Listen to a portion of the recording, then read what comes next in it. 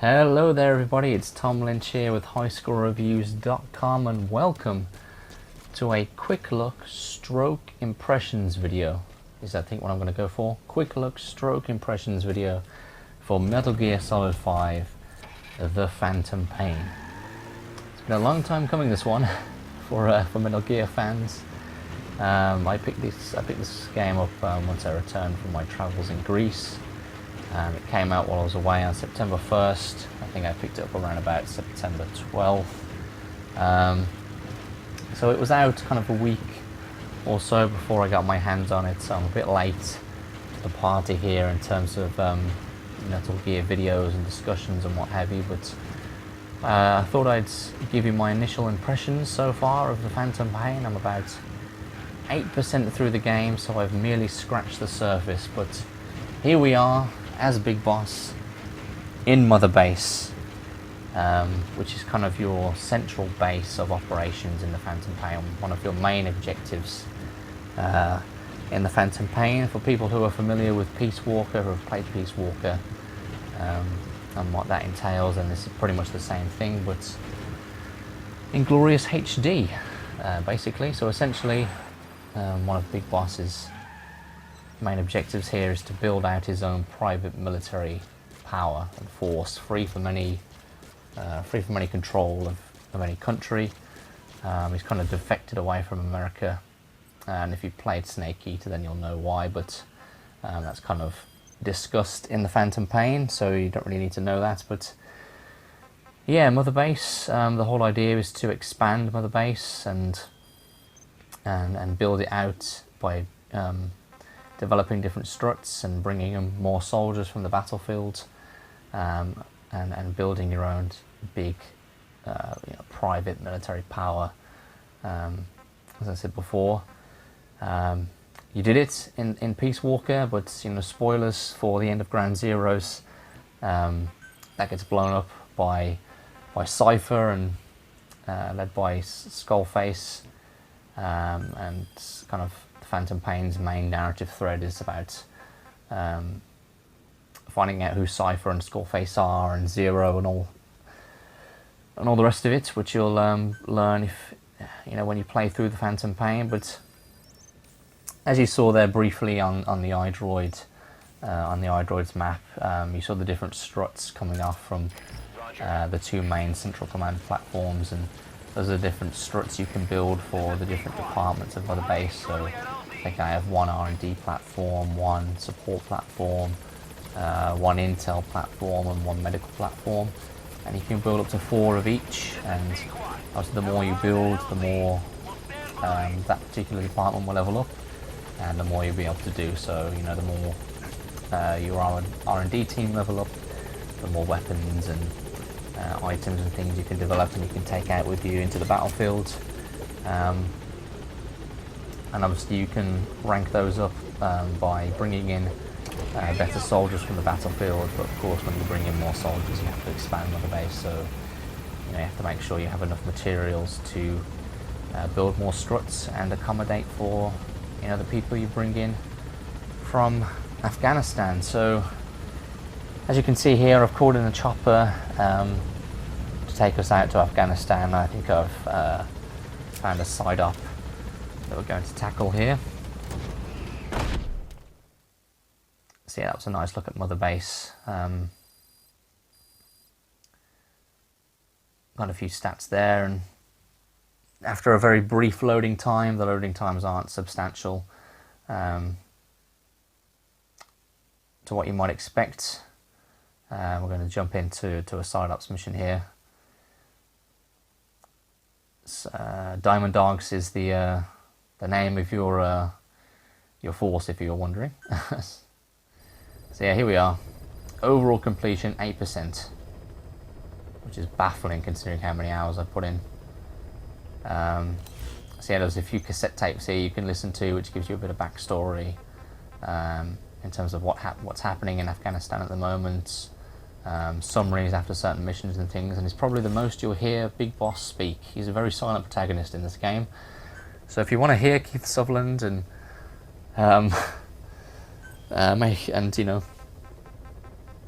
picture Jack Bauer in your head, but you know, looking at Big Boss, then you know, jump into those cassette tapes because that's probably the most you'll hear him. So as you can see here, yeah, we've identified a side up, and we're going to choose a landing zone kind of near the side up to commence the mission. So here is the kind of the pre mission loadout selection screen, if you will, where you can change your primary weapons, secondary weapons, your items and tools and things. So here I think I'm changing my stun arm to my bionic arm, the one you originally start with. So I think you can distract enemies with the bionic arm, whereas the stun arm you can kind of electrify people and things. I don't think I use that much. But yeah, your different items, your different tools, like your cardboard box, your night vision goggles, your grenades, decoys, that sort of thing. Here is your buddy. You can choose which buddy to take out with you into battle. I only have D-Horse at the minute, kitted out in some battle dress. I have no vehicles that I haven't extracted yet with the Photon device, which is the device you get very, very early on in the game that allows you to extract soldiers and things, and you can rank it up to extract you know, anti-air guns, vehicles, and big kind of containers of resources. So as you can see here, yeah, you can choose which uniform Snake wears. Since we're infiltrating under the cover of night, I thought we'd go with the sneaking suit, but obviously when you're out in daytime missions, it's probably wise to use the more you know, the desert camouflage. Even though it's not as important as in Snake Eater, the whole camouflaging and blending into your environment. You know, in Snake Eater that was a very heavy part of the gameplay, and it was tracked via a percentage meter in the top right corner. It's kind of advised in the description that you kind of will blend in more with sand and soil if you wear this particular suit. So you can go for it if you want. I don't know if it affects how well the enemies see you, but yeah, it might be wise to do so. So yeah, we're infiltrating under the cover of night in this side up, and I think the objective is to extract a prisoner who might be highly skilled in some respects. So here we're arriving in northern Afghanistan, and if you haven't noticed already, which you probably will notice as we jump into the kind of the meat of the Phantom Pain, the, you know, the gameplay, if you will. You know, the game is stunning. It really is stunning. It's beautiful. The Fox engine is remarkable at times. You know, the lighting and the character models are superb. I think you notice it more during the daytime, but still, it's impressive whenever you play it, really. So here, D-Horse is waiting for us. I'm going to infiltrate this enemy stronghold here and try and extract this prisoner. I think I have to accept some daily rewards here, but here you can see briefly on the screen there, it shows you how many people are occupying your different teams. So I think I had 43 out of 45 in the R&D team, so I really have to be selective about who I'm extracting. Early on in the game, you know, you don't really care about who you're extracting. You just want to build out Mother Base, but of course, you know, if you're struggling on materials and don't really have the right amount to expand Mother Base at the moment, then, you know, you really have to be selective in terms of who you're extracting to Mother Base, because, I mean, you can go ahead and extract as many people as you want. They will sit in the waiting room, and you can jump into the staff management and assign maybe a better skilled soldier that you have with another soldier. But I kind of just like to build out Mother Base first, and then go ahead and extract some soldiers. Yeah, so here we've left D-Horse, and we're going to try and extract this soldier. Oh, the little the red circles on the map there which you can see are provided by my intel team. And what your intel team does is moles are kind of planted throughout Afghanistan, and they kind of feed you information. So those circles there are the kind of rough locations of particular enemies, and the more you increase the level of your intel team, the more accurate the information. But as you can see there, the more traditional way of identifying the enemies is just, you simply just whip out your binocular and you look at them, and they are highlighted on your map then. And what you probably notice as well is the binocular scans enemies, and that will reveal their kind of skill level in different areas. So as you could see there, that particular soldier was graded D in R&D, and different grades in other areas. So that's your way of determining how skilled certain soldiers are, and again will influence who you extract here. So we've had a few more soldiers join the battle here from the truck. I think we're going to we found an opportunity here to maybe pick off a few guards before we make our way over to the main objective. So yeah, in terms of the open world of Metal Gear Solid 5: The Phantom Pain, I think myself and a lot of die-hard Metal Gear fans were a bit skeptical about the open world at first. I think a lot of traditional Metal Gear fans are still a bit miffed about the open world. They very much preferred the clandestine, claustrophobic, corridor nature of the previous Metal Gear games. But yeah, I was a bit skeptical about how the open world would lend itself to the Metal Gear gameplay. Whether it would be that populated and that dense in a way. It's Kojima's first shot at open world, I guess, in terms of a Metal Gear game. It's set in Afghanistan. Is there really going to be a lot to it? But what you'll notice straight away when you jump into the Phantom Pain is that the way it's been designed and crafted is that it all feels not drastically different, but it feels different enough that it's not repetitive. Besides the little checkpoints on the roads and things, each enemy kind of base feels different in terms of its aesthetic and design, and that even extends to like the Afghan mountains and things. Like the terrain and that differs. Like there might be one enemy stronghold where there's a big mountain to the right that you can ascend up and get like a nice perch kind of vantage point to scope out your enemies, whereas others will just literally there enough be flat, and you'll have to kind of scout out your enemies in a different way. So yeah, it's all been designed very well in the sense that it's the location and the environments never feel repetitive, and of course as I said earlier, the game is beautiful. So yeah, what you saw there is a fault-on extraction. I'm not sure why I extracted that enemy there, but it's a nice way of disposing of bodies to reduce that risk of enemy soldiers finding bodies. And before that, I kind of chokeholded some enemies and interrogated them for some information. I got the exact location of the prisoner.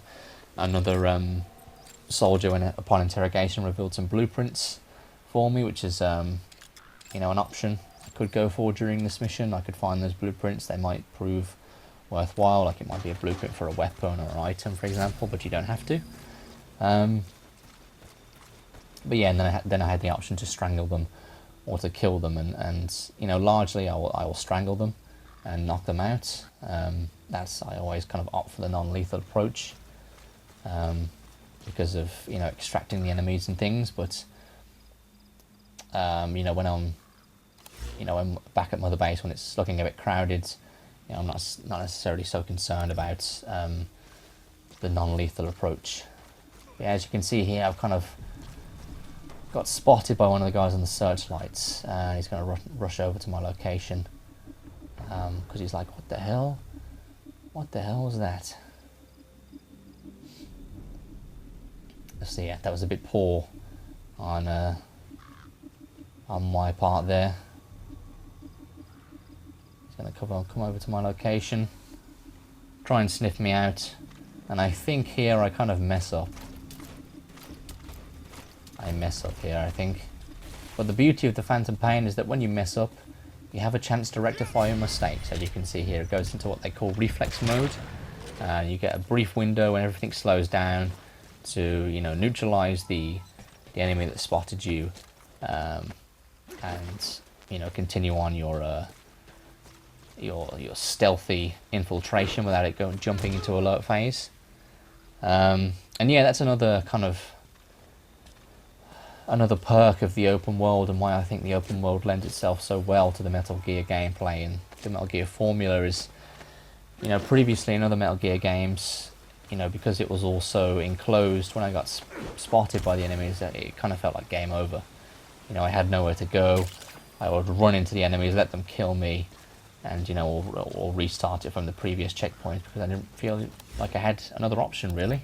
Whereas the Phantom Pain, since it's in the open world, you know, if you get spotted, you know, it feels so natural to just continue the game and continue the gameplay and just adapt on the fly, which is something the game very much encourages you to do. So, and you know, you have those brief windows there to rectify your mistake in the reflex mode. You can turn that off if you're, you know, a die-hard Metal Gear fan, but you know, even if you are spotted, it just feels so natural.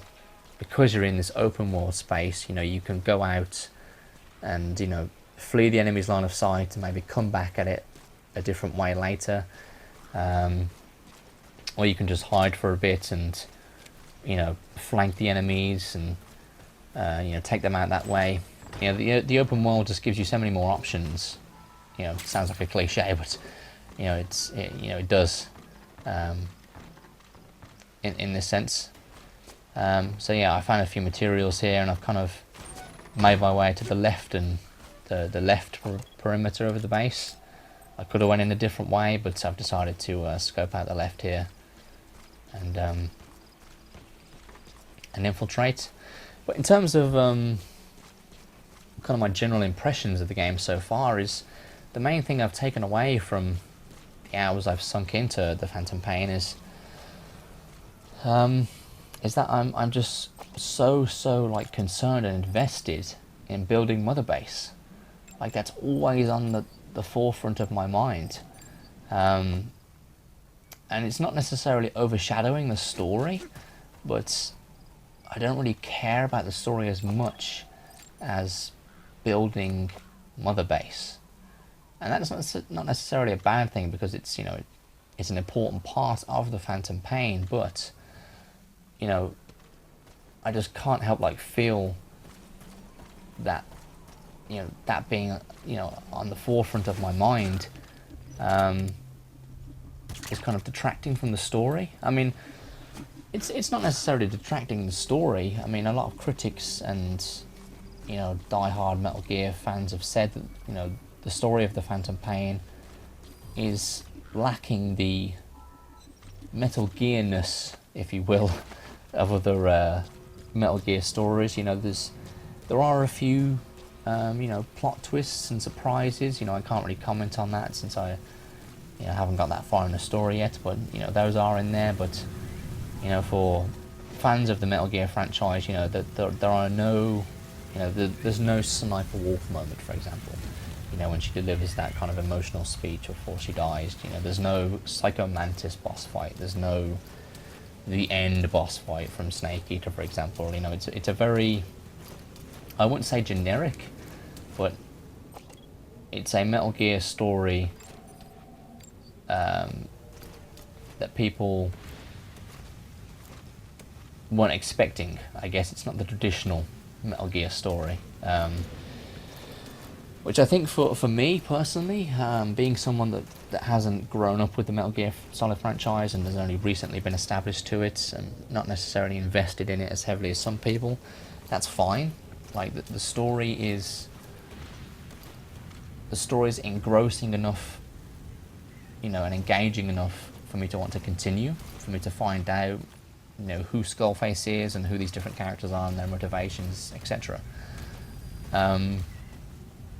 But I think I'm, you know, every time I go into these main story missions, you know, I have the objective in mind, of course, but I'm always just like scouring the location for materials. I've got in the back of my mind like, oh, I'm 1,000 fuel. I'm 1,000 points of fuel away from building a new strut, a new R&D platform. Let's scope out the area for some materials. I'm looking through and identifying these different soldiers, and I spot one that's like rank B across the board, and I'm like, oh, you know, I need him for Mother Base. I need him to, you know, he'll be a vital part of Mother Base, and will rank up, you know, wherever I place him, for example. I always have those sort of things in mind. Like Mother Base is always on the agenda, so to speak.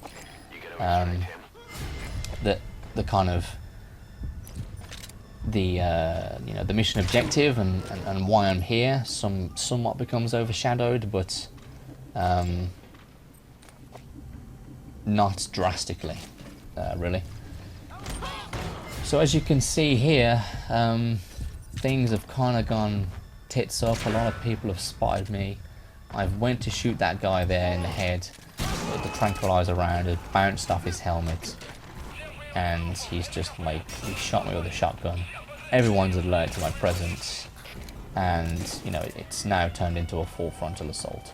For some reason, I pick up this guy's body and just leg it. I just run out the building. I don't know if I thought I've got the prisoner here, and I make it outside the building, and I'm like, wait a minute, this isn't the prisoner. He's still back in the base. But yeah, this is kind of evidence here, and I'm really kind of glad this happened when I was recording this. This showcases the dynamic nature of Metal Gear, if you let it. Like the die-hard people who, like, if this was a main mission, for example, you know, you get graded after each mission based on your performance. You don't get heavily penalised for, you know, getting spotted, for example, but you do get more points that equate to a better rank if, you know, it's a perfect stealth, for example, and you don't trigger reflex mode is another one. The people that want to platinum this game, you know, that are perfectionists, will of course, you know, if they get spotted, may run into the enemies and get killed and strive for that S rank. But I think for me, like early on, I was in that mind frame, having played the previous Metal Gears recently. I was in that mind frame, like, oh, I'm spotted, it's game over. But now, like, as I begin to learn, not necessarily learn, but as I begin to realise, you know, how different the Phantom Pain is, and I begin to realise, you know, that the game encourages you to adapt on the fly. I've just let the game happen, if you will. If I get spotted, then okay, what do I need to do now? You know, can I dispose of these enemies, or, you know, do I have to flee and maybe call in some more ammo, or request a different weapon and come in and deal with this a different way? Like here, I've infiltrated the base the same way, which probably wasn't smart. I could have gone round and come in from a different angle and got the flank on these guys and pick them off, but I think I'm so concerned at the minute about extracting the soldier. But being surrounded constantly by these Soviet soldiers, it's not looking good for Big Boss. And yeah, all this is fine because, you know, the moment-to-moment gameplay, the core gameplay of Metal Gear Solid 5 is just so good. That's what I think Kojima has focused on the most. You know, he's looked at the complaints from Metal Gear Solid 4, even though I haven't played it, but I'm aware that, you know, it's renowned for its very dense and lengthy cutscenes. He's probably looked at the concerns and criticism about Metal Gear Solid 4, and he's went, okay, you know, people actually want to play the game, so he is focused on the gameplay, and, you know, in the Phantom Pain, you know, gameplay is king.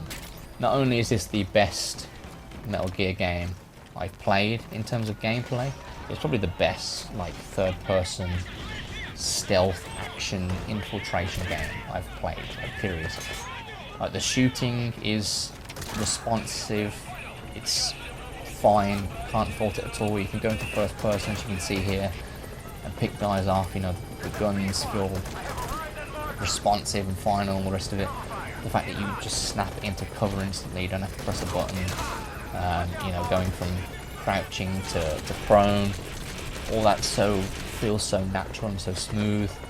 You know, the gameplay is just undoubtedly so fun and so precise, so well executed that, you know, you don't feel like it's hindering you in any way. Like in the previous Metal Gear games, you know, you might make a certain mistake, or you might peek out cover, you know, at the wrong time, for example. But, you know, this time around, you know, the gameplay has been so well constructed that, you know, it's very much the probably the best part about Phantom Pain, really. And that's why I think, me personally, you know, not focusing so heavy on the story this time around and making sure, you know, the gameplay is so fun, especially being in an open world environment. I think, you know, that's one of the resounding positives of the Phantom Pain. So here I've managed to get the prisoner.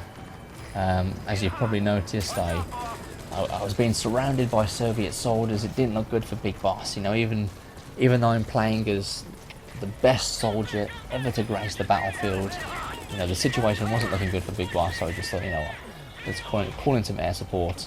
And the chopper comes in and, you know, just rains down some Gatling gun fire on these foes. And, you know, it really felt like an action movie moment. You know, it started off as an infiltration mission, you know, during nightfall. You know, it was intended to be a stealth operation, but like any other action movie, it goes tits up, it gets spotted, and, you know, it evolves and unfolds into an intense firefight. And, you know, I call in a chopper, and there's Gatling gun fire everywhere, there's blood, and it wasn't necessarily explosions, but yeah, it really felt like a you know, an end to an action film. And those are the sort of experiences you may face in the Phantom Pain. And even if you do you know, missions perfectly stealth and you're never spotted, you know, it feels so satisfying. But that's kind of the main thing I'm taking away from the Phantom Pain, is that, you know, it's really encouraging to see that you know, you're not punished so heavily anymore for you know, failing stealth. You know, you have the ability now, and the environment and the tools, and, you know, the gameplay is so well constructed that you have all those things at your disposal to adapt to the new situation and continue on with the gameplay. So yeah, as you can see here, I extracted the soldier. The chopper took some pretty heavy fire. It went to an extraction point, called on D-Horse, and now I make the ride back to the chopper, to the evac zone. Big Boss here is blooded. He needs to get back to Mother Base, shower off, get refreshed, and, you know, approach the next mission in Afghanistan. But yeah, you can choose, you know, where to call the chopper. Obviously, you want to call it quite local to your current location. So yeah, that was essentially a quick look and my initial impressions of Metal Gear Solid 5: The Phantom Pain. As I mentioned previously, I've only scratched the surface here of the Phantom Pain, but so far, you know, I highly recommend this to anyone that's thinking about picking it up. Even if, you know, you've never played a Metal Gear game before, the story is nowhere near as dense and as heavy as previous Metal Gear stories. So I've heard from reviews and things, and it's certainly not been that way so far. Everything you need to know is explained, and of course it's nice to know these characters and these familiar faces that are cropping up, but it's not required. The gameplay is king here in the Phantom Pain, and the gameplay is so good that the story won't be so overpowering to new players. The whole nature of building Mother Base is incredibly addictive, and you're just going to find yourself sinking hours and hours and hours into this game. So yeah, I thoroughly recommend it. I've been Tom Lynch with highscorereviews.com, and until next time, I will catch you guys later.